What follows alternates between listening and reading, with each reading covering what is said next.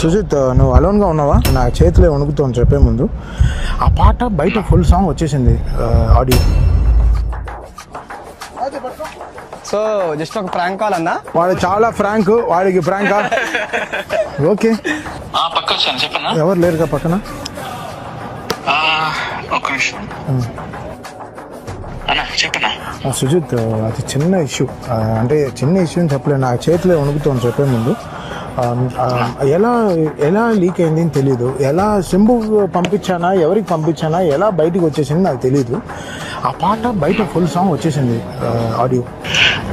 నాకు అసలు అర్థం కావట్లేదు ఏం చేయాలని. మన టీం నుంచి అంటే అదే మన టీం నుంచి ఎలా వెళ్ళిందని ఆలోచిస్తున్నా.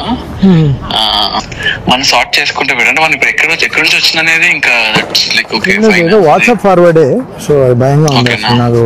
నాకు జస్ట్ గులాబ్ జామ్స్ నోట్లో వచ్చేసాయి.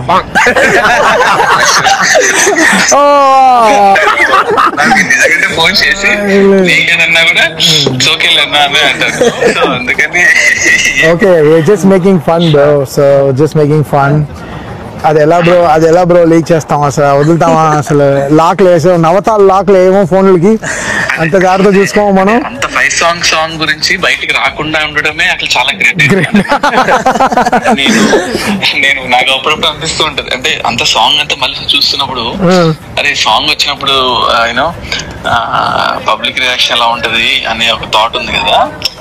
So let's hit it up bro. Bye bye bro. Bye.